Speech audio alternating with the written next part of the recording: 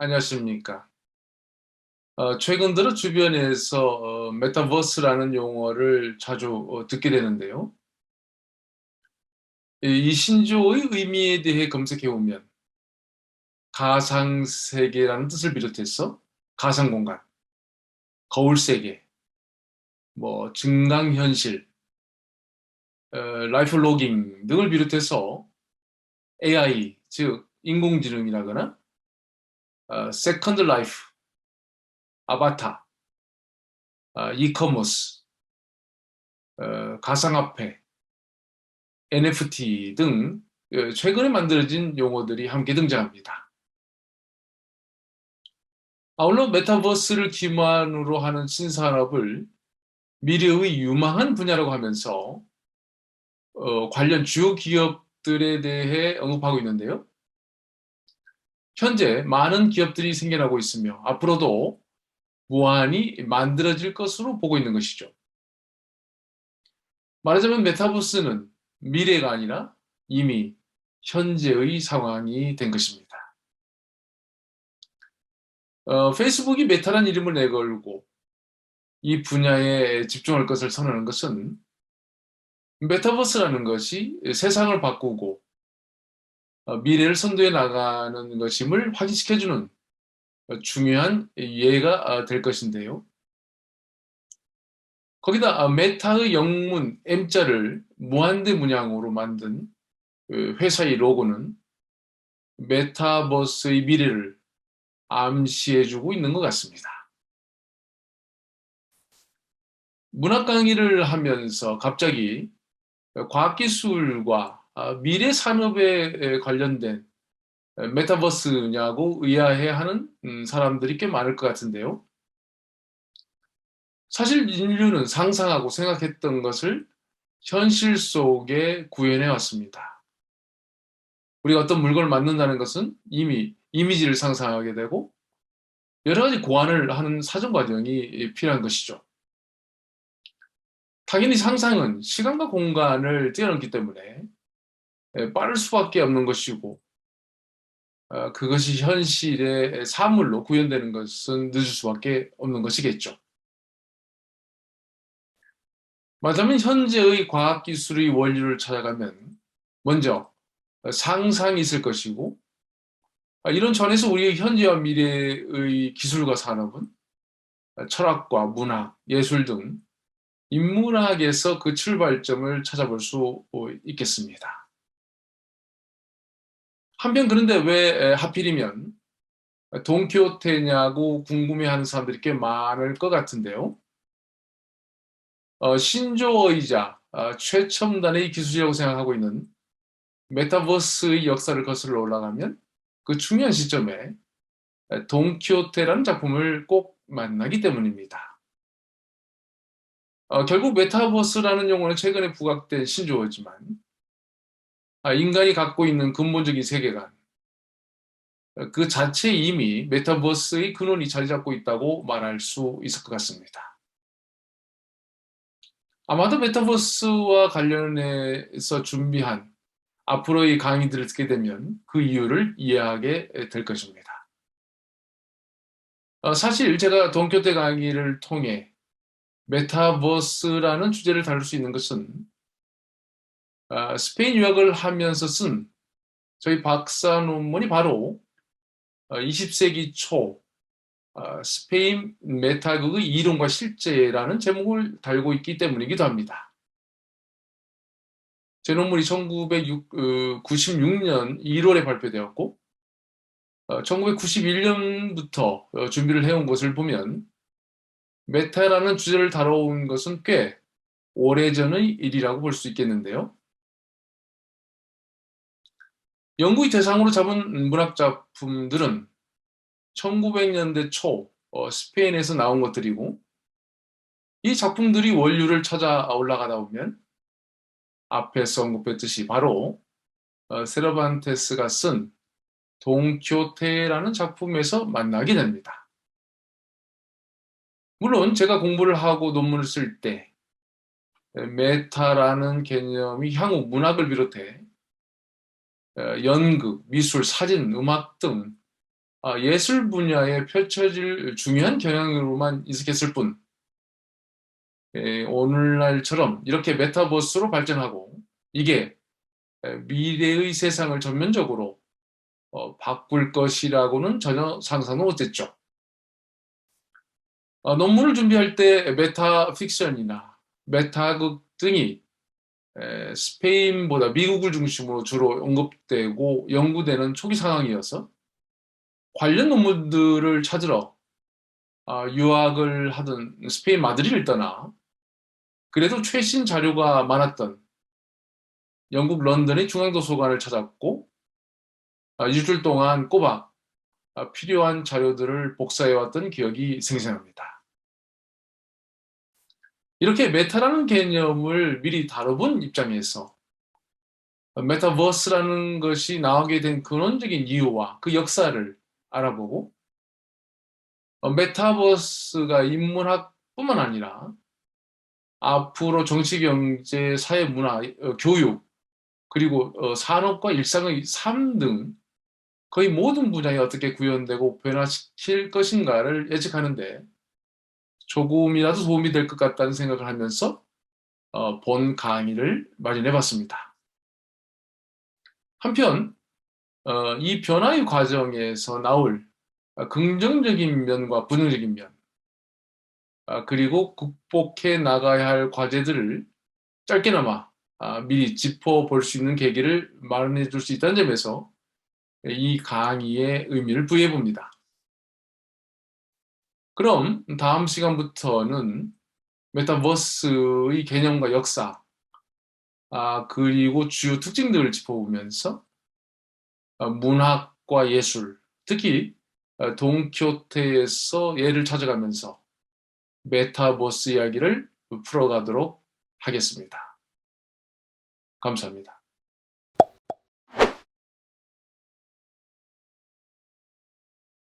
안녕하십니까. 메타버스라는 용어를 검색해 보면 이 합성의 의미를 설명하는 내용과 함께 가장 먼저 이 용어를 썼던 경우로 미국의 소설가 닐 스티븐슨이 쓴 스노우 크래시라는 소설을 언급하고 있습니다. 1992년에 출판됐으니까 30년 전 작가의 앞서가는 상상력을 말하지 않을 수 없겠는데요.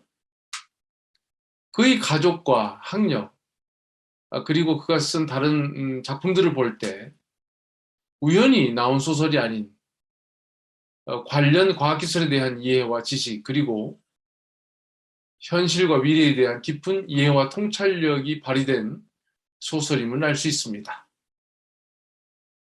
특히 1995년에 출판한 The Diamond Age라는 작품을 보면 그가 메타버스에 부여하는 의미를 이해할 수 있게 되는데요.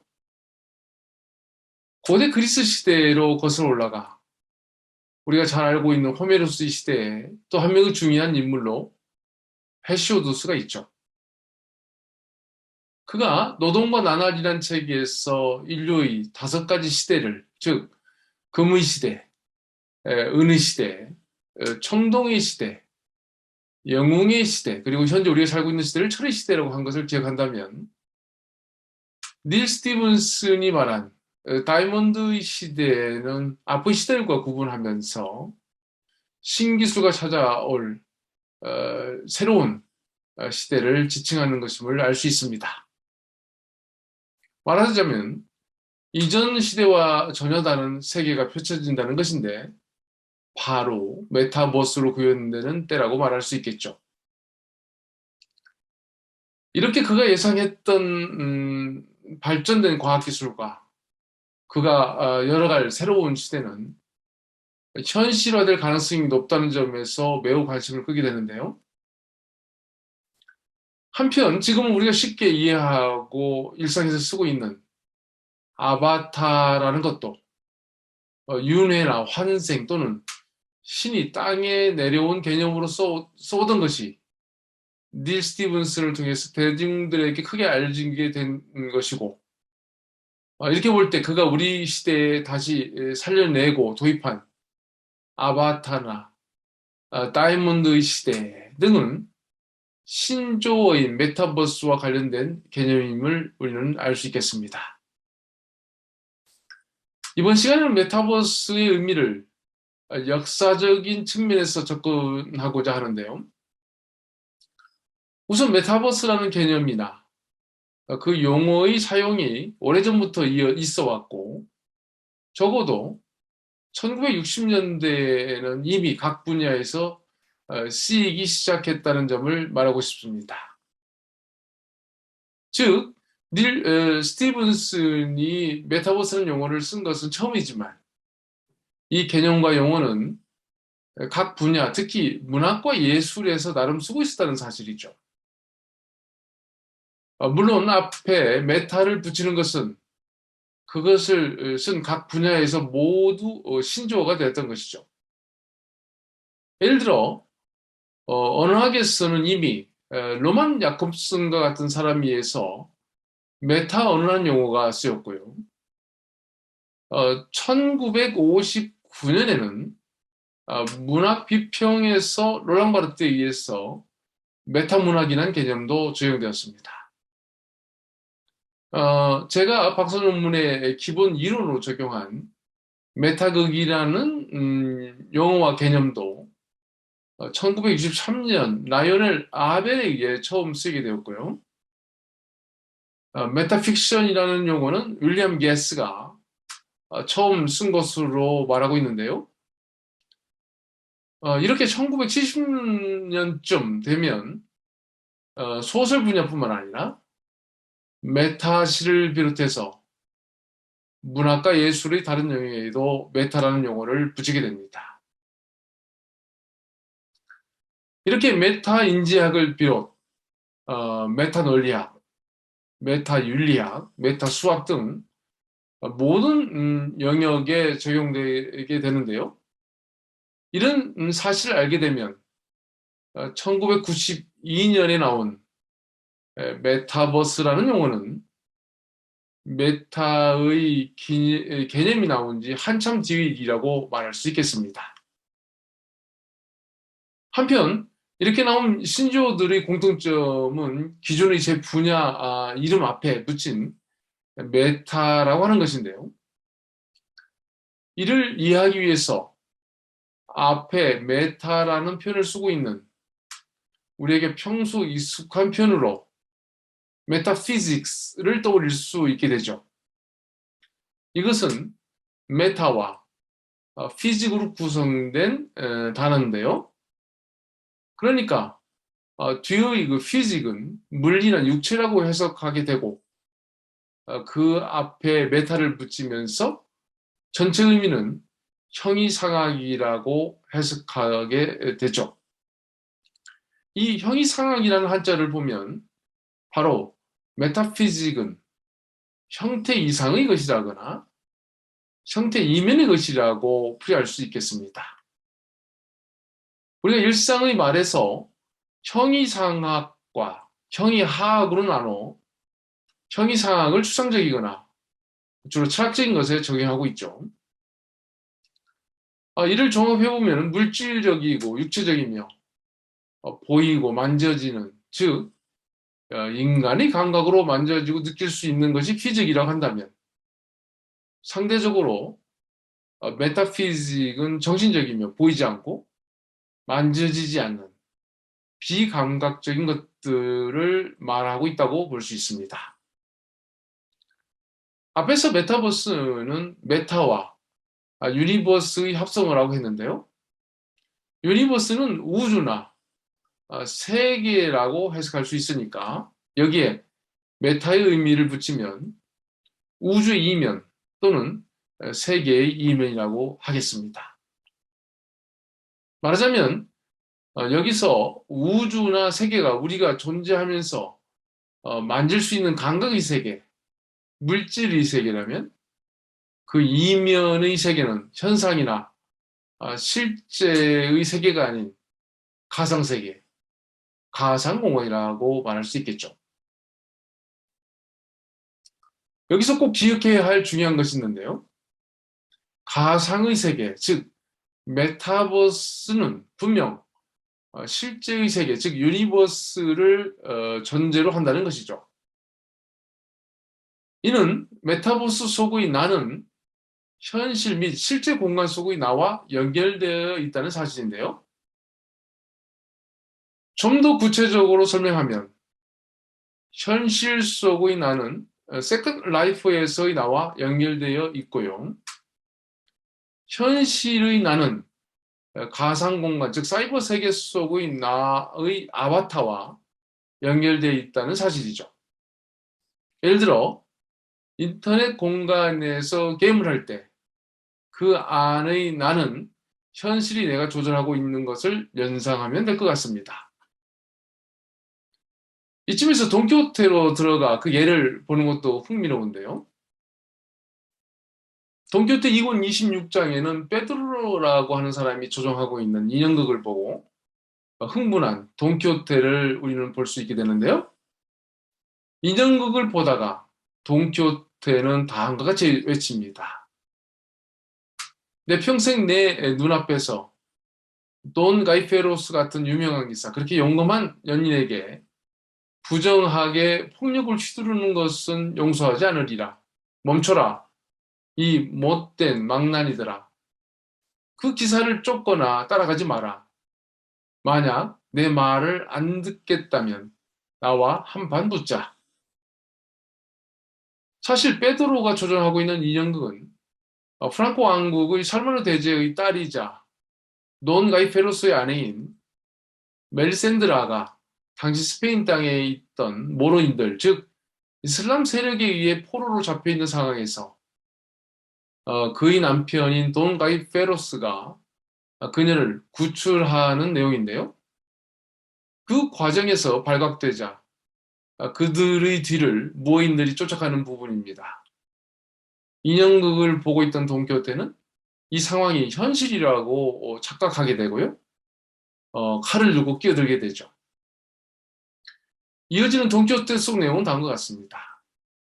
칼을 빼들고 훌쩍 뛰어 인형극장 옆에 서서는 세상이 보지 못한 분노로 재빠르게 무어군 인형들 위로 비오듯 칼질을 뽑기 시작했다. 어떤 놈은 넘어뜨리고 어떤 놈은 먹을 치고 이놈은 때려 부수고 저놈은 뭉개 죽이고 만일 베드로 선생이 몸을 낮추고 웅크려 쭈그러들지 않았다면 과자빵 덩어리로 만든 머리보다 더 쉽게 머리가 잘려 나갈 뻔했다. 한편 돈키호테의 이런 행동에 대해 인형극 조종자인 페드로는 다음과 같이 말합니다. 멈추세요, 나리. 돈키호테 나리. 나리께서 죽이고 쳐부수고 박살내는 것들은 진짜 무어곤이 아니라 빵가루 인형들이란 말이에요. 네, 그렇습니다. 메타버스라는 가상 공간의 인물들을 단순화시킨다면 여기 페드로의 인형극 속 인형들과 같습니다. 분명한 것은 현실과 가상 공간에는 줄로 연결되어 있다는 것이죠. 페드로는 줄로 연결된 인형들을 조종하고 있습니다.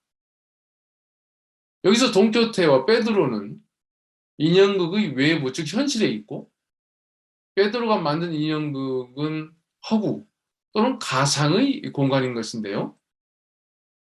현실에 있는 돈키호테는 인형극을 보다가 그 내용에 빠져들어 스스로 가상 공간에 들어가게 되는 것이죠. 그는 가상 공간 속의 돈 가이페로스와 멜센드라가 무사히 도망칠 수 있도록 역시 가상 공간에 있는 무인들을 칼로 위협하고 무찌르는 내용입니다. 이런 돈키호테야말로 현실과 가상 세계를 넘어들면서 진정한 게임을 하는 유일한 존재죠. 물론 산초는 이런 돈키호테를 비슷하고 보고 있지만 말입니다. 현실주의자인 산초는 절대 가상의 세계에 빠지지 않았겠죠. 앞의 강의에서 문학 강의, 특히 돈키호테 강의에서 웬 메타버스냐고 의아해하는 사람들이 있을 것 같다고 했는데요. 돈키호테라는 소설은 광기에 빠진 돈키호테가 가상의 세계를 현실로 착각하고 모험을 감행해 나가는 이야기라는 점을 감안한다면 이 작품이야말로 메타버스를 설명해 줄 대표적인 작품이라는 점을 이해하게 될 것입니다. 이번 시간에는 메타버스라는 용어를 메타와 유니버스가 합쳐진 개념이라고 말했고요. 앞에 붙인 메타라는 것은 메타피직에서 볼 수 있듯이 오래된 개념이고 그것은 물리적, 육체적, 물질적, 감각적인 세계와 다른 그 이면의 세계 또는 그 상위 또는 형이상학적 세계라는 점을 말했습니다.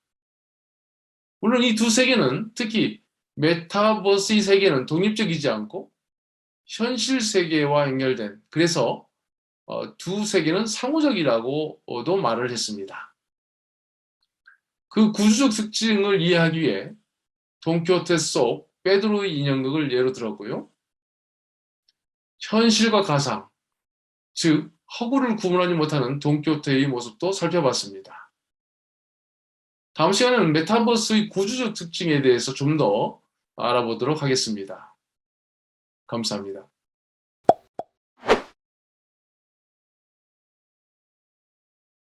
안녕하십니까. 지난 시간에는 메타버스라는 용어에 대해 알아봤습니다.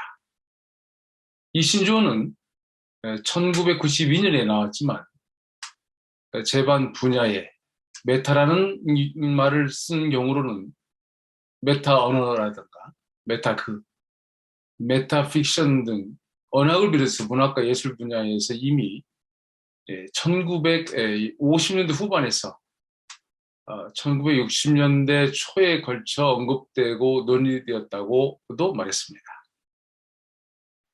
물론 메타라는 것은 메타피직, 즉 형이상학이라는 단어에서도 알 수 있듯이 물질이나 육체 등 만져질 수 있는 세계가 아닌 그와 상대적인 세계이며 그렇다고 두 세계는 서로 관련 없는 별개가 아니라 상호 연결된 세계라고도 말했습니다. 메타버스의 개념을 설명하는 과정에서 돈키호테 속의 인형극을 이야기했는데요. 사실 이 인형극을 구조적으로 정의한다면 소설인 돈키호테 속의 이 연극 작품이라고 말할 수 있겠죠. 다른 말로 하면 작품 속의 작품인 것인데요. 이런 형식을 기존의 장르들에 대입해 보면 극중극, 즉 연극 속의 연극이라거나 소설 속의 소설, 그림 속의 그림이라고 말하고 있음을 여러분들은 잘 알 것입니다. 메타극이나 메타소설 등을 설명할 때 이런 이중 또는 삼중, 사중의 구조는 아주 중요한 요소로 다뤄질 수밖에 없는데요. 따라서 메타버스의 구조적 특징을 설명하기 위해서는 기존 문학과 예술에서 실행되고 있는 이런 구조적인 특징들을 적용해 볼 수 있게 되겠습니다. 앞의 강의에서도 언급했지만 세르반테스는 돈키호테 이야기는 원래의 연대기 작가인 아랍 사람 시데 아마떼 베냉힐리라가 쓴 것이고 자신은 의붓 아버지에 불과하다고 언급한 것을 보면 처음부터 작품은 묘한 구조를 띠기 시작하고 있죠. 거기에 돈키호테라는 등장인물은 세르반테스의 의지와는 달리 스스로 독립된 주체로 작품을 이끌어간다는 점에서 이 작품은 여러 층의 구조를 보여주고 있습니다. 여기 앞에서도 언급한 페드로 인형극도 있지만 작품 중에는 별도로 14개 정도의 짧은 이야기들이 삽입되어 있습니다. 우리는 이것을 액자소설이라고 말하고 있는데요. 다시 말해 돈키호테는 메타소설이 대표적인 작품이라고 말할 수 있을 것 같습니다. 이번 시간에 그림 속의 그림의 예를 통해 작품 속의 작품 구조를 살펴보고자 하는데요. 이 기법을 쓴 대표적인 화가로 스페인의 디에고 벨라스케스를 만나게 됩니다. 그 작품들 보면 어렸을 때부터 이 기법에 대해 관심과 함께 꽤 익숙해 있었던 걸로 보이는데요. 아마도 화가가 그리고자 했던 어떤 상황을 그와 연계된 과거의 이야기를 같은 그림 안에 넣었기 때문에 자연스럽게 그림 속의 그림 형태가 된 것 같습니다. 물론 그 과거의 이야기는 주로 기독교 성경에서나 고대 그리스 로마의 신화에서 가져온 경우가 대부분이죠. 먼저 이 작품은 마르타와 마리아 집에 온 예수라는 작품인데요. 화가가 20살쯤 됐을 때 그린 것입니다. 그림의 앞부분은 부엌이라는 공간이고요. 뒤에, 즉 안쪽 공간의 인물들은 바로 예수, 마르타, 그리고 마리아입니다. 부활한 예수가 두 자매의 집에 왔을 때 동생 마리아는 예수의 발 아래에 앉아 이야기를 듣고 있는가 하면 그 언니 마르타는 손님이 왔는데 아무 일도 안 하는 마리아를 못마땅해 하면서 예수에게 다가가 마리아가 바쁜 자신을 도와주도록 해달라고 말했고, 이 예수는 사람에게 꼭 필요한 것은 몇 개 안 되거나 하나뿐인 바 마리아는 그 더 나은 하나를 선택해 해놓은 것이니 스스로 선택한 것을 빼앗지 말라는 말을 하는 장면이죠. 두 공간은 오른쪽에 상문처럼 뚫려있는 벽을 통해 구분되어 있는데요. 부엌에는 벨라스케스가 그림을 그리고 있는 현재의 공간이겠죠. 그러니까 실제라고 말할 수 있는 시공간인데요. 아마도 음식을 준비하면서 투덜대는 젊은 여성에게 그 옆에 있는 나이 든 사람이 뭔가 이야기를 하고 있는 장면으로 보입니다. 두 사람은 엄마와 딸의 관계일 수도 있고요. 그런데 이 부엌이라는 현실 공간, 오른쪽 뚫려진 벽 뒤에 보이는 성경 속 마르타와 마리아 그리고 예수의 얘기가 겹쳐지면서 한 그림의 현실과 가상 공간이 공존하는 이중 구조를 보여주고 있습니다. 다음은 실자는 여인들이라는 작품인데요. 앞의 그림들이 화가가 어렸을 때 그린 작품이라면 이 그림은 거의 말기인 1657년에 제작됐습니다.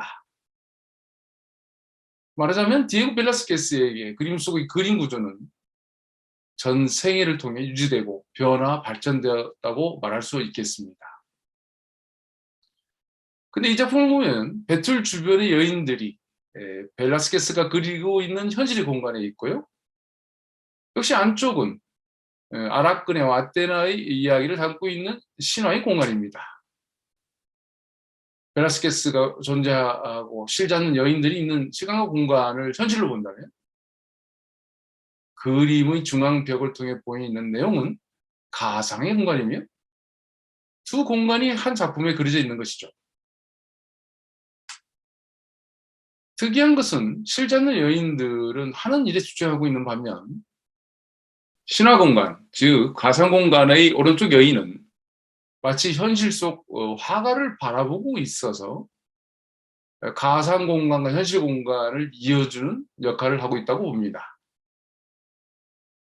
앞에서 살펴본 마르타와 마리아 집에 온 예수라는 그림에서 비한다면 대단히 발전된 기술이라고 볼 수 있겠습니다. 이런 작품 구조는 다음 그림에서 더욱더 복잡하고 세련되게 표현되어 있는데요.